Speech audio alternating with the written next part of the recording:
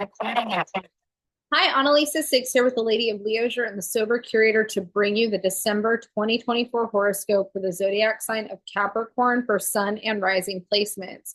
Hi, Capricorn. Welcome to December. It is your birthday season almost, so happy birthday to all of the December Capricorns. We start out every December in the mutable fire sign of Sagittarius, and the area of the horoscope that this hits for the Capricorn dominant person is the 12th house of the chart. We start out December with the sun and the moon here, and then also Mercury retrograde here in the 12th house. And so when the sun and the moon are together, it makes a new moon. So sun and moon conjunction is the equivalent of a new moon. And new moons are a time where we set intentions towards things that we want to manifest or plant seeds towards building in the future. And the 12th house is such an elusive house. It's not tangible. It has to do with our subconscious. It has to do with past life memories, hidden secrets. It's the area that we consider our soul to kind of live in before it comes into physical incarnation. It's a house of spirituality. It's a house of, escapism. It's a house of dreams. There's so much that's here, but it's not things that we perceive as, physical, tangible things. And Capricorn is such a practical, physical, tangible energy that sometimes the 12th house energies can feel a little bit scary for somebody that needs so much reassurance in terms of material facts or practical information. The 12th house kind of comes in and makes things confusing or not tangible in the same way. And so when we have a new moon here, the way that we can utilize this energy, especially in the sign of Sagittarius, is to really think about the fact that every single thing that we believe to be true or quote unquote real has a lot to do with the human experience and how we project our beliefs or our viewpoints or our values onto those things, right? So Sagittarius is a sign that rules religion and spirituality. And, a lot of Capricorns make really strong leaders in terms of upholding traditions. And so in Capricorn, we have this kind of like authority figure, it's ruled by Saturn. It's a Saturn authority figure that comes in and says, I am going to uphold the tradition that is founded on these beliefs and these values. Now, in Sagittarius, that's how we develop those values and those beliefs. And a lot of times, I think what Capricorn forgets is that the values and beliefs that we're putting on these physical realities came out of nothing, really. It just came out of kind of the ether. And the 12th house is the ether that a lot of this stuff comes through. In the 12th house, we're channeling ideas and perspectives. And Sagittarius, we're putting meaning to those things, maybe through literature. And then in Capricorn, we're upholding that tradition and putting it into the public.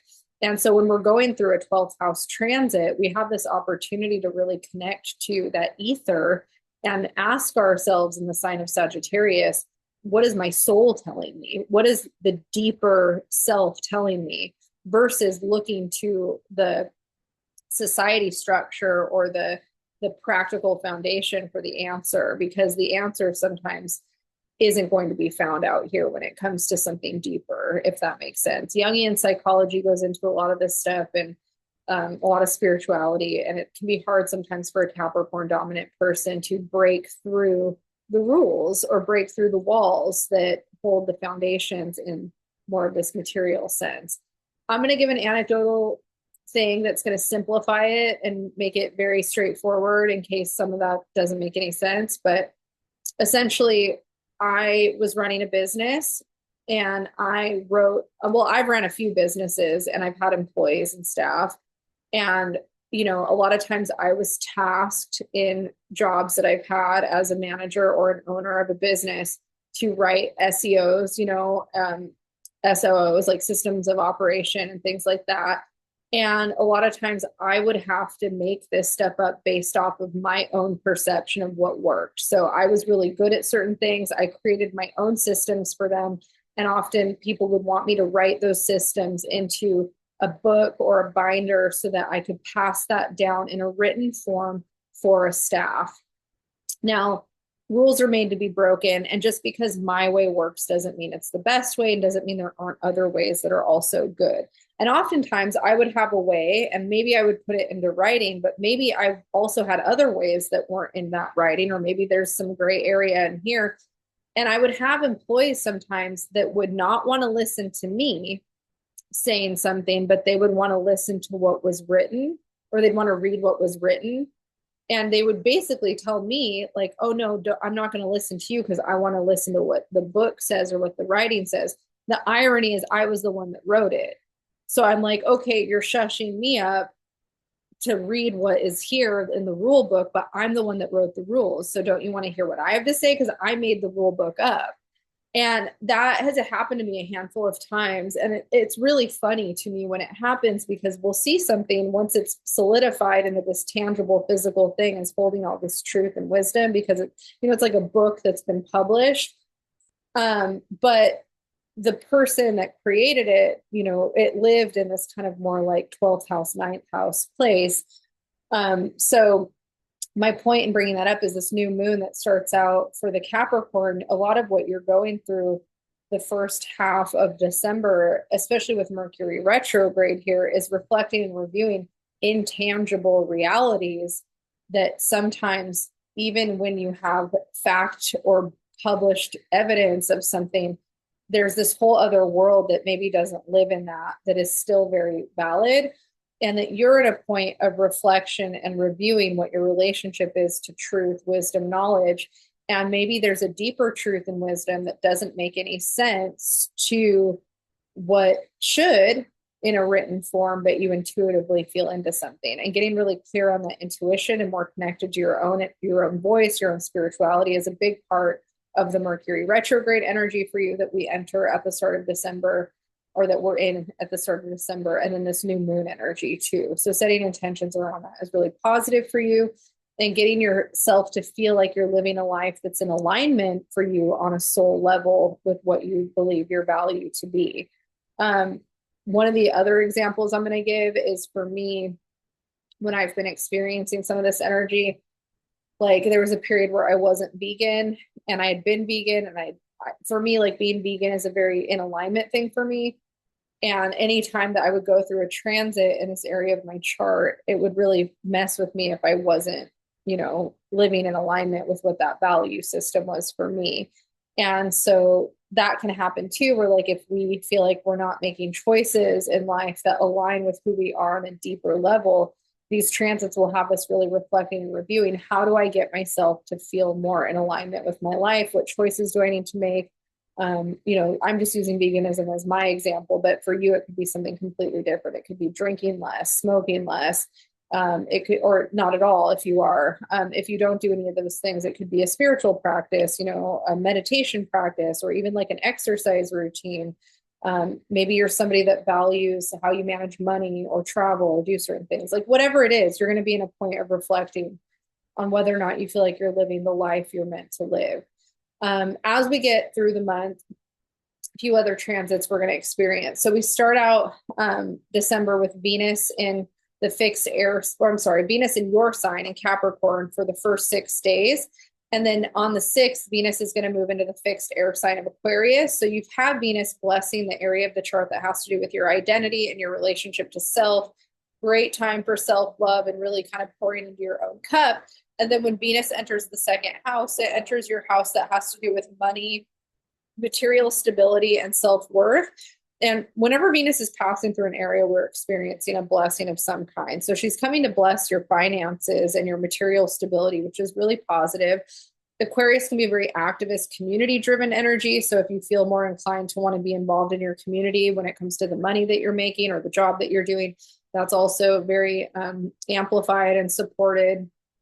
The other transit that we have around this time is Mars is in Leo starting out the month. And then on the 6th, the same day that Venus enters Aquarius, Mars is going to station retrograde. So Mars is passing through the 8th house in Leo, and it's going to be retrograde in Leo. Now, this is the house that has to do with sex, death, rebirth, and taxes.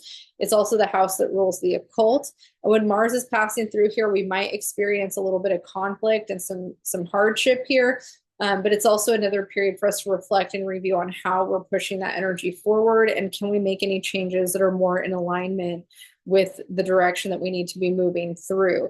Now, Mars is going to move back into Cancer during this retrograde, and it's going to do that in January. And we had Mars in Cancer for a couple months in the summer. Mars is going to move back into that seventh house that has to do with relationships and partnerships. So we're going to be experiencing some conflict here and having to work through more issues around how we process emotions, how we confront vulnerability. And then whatever work that gets done during the retrograde, once it stations direct in February, we're going to, experience some momentum here, and then it's going to go back into the eighth house. And that's going to help us move forward in the ways that maybe we couldn't move forward in December. Mars is going to be passing through these two houses until June. So seventh and eighth house themes are the main themes for Capricorn over this retrograde cycle. The other thing that's happening is Neptune stationing direct at 27 degrees Pisces. Now, Neptune has been transiting through Pisces for 15 years, and it's about to move into Aries next year. This has been in the third house of communication and how you perceive information, how you learn, how you talk. So if you've been working through things around that, if things have been confusing, if you've been trying to become more, intuitive and psychically aware, Neptune stationing direct will kind of help you in that next level of growth, because you've been in that reflect and review process. The next transit I'm going to talk about is December 15th. We have a full moon at 23 degrees of Gemini, and Mercury is going to station direct in Sagittarius. So we have the sun still in the 12th house, Mercury still in the 12th house, but this full moon is happening in the 6th house. So the sun and moon make an opposition. And so the 6th house is the house that has to do with daily routine, health and wellness. It's our relationship to our pets. It also has to do with how we're of service and the work that we're doing. Full moons are a great time for manifesting and setting intentions towards things that we want to cultivate in our life. It's also a positive time for us to reflect on things that we need to release and let go of. So those themes with the Sag-Gemini axis are going to be really prominent for you on the 15th. On the 21st, we finally enter your season. So it's the winter solstice, and we enter cardinal Capricorn season. And this is going to be hitting in your first house of identity. So the sun comes and shines on you. It's a great time to fill your own cup and be very self-focused, focus on, kind of who you are to yourself, what you need. Hopefully it's a very energizing time for you. It's always hard, I know, because of the holidays, but you're supposed to be focusing on yourself and your relationship to self during Capricorn season. And then at the end of the month, on the 30th, we have a new moon hitting at 9 degrees of Capricorn. Now, this is really positive for you to set intentions around the areas of your life that you want to manifest more of a strong foundation in terms of how you relate to yourself. This can be around self-love, confidence, autonomy, independence. If you feel like you've been too codependent, this could be a really powerful time that you set intentions around what does independence mean to me? What's my relationship to how I relate to myself? Everything identity focused around this time is really supported for you. All right, Capricorn, I'm going to leave you there. If you liked this video, please hit the like and subscribe button to get notified on when I post these. You can find me at theladyofleisure.com or thesobercurator.com. And I wish you all a nice transition into the new year. I will see you in 2025.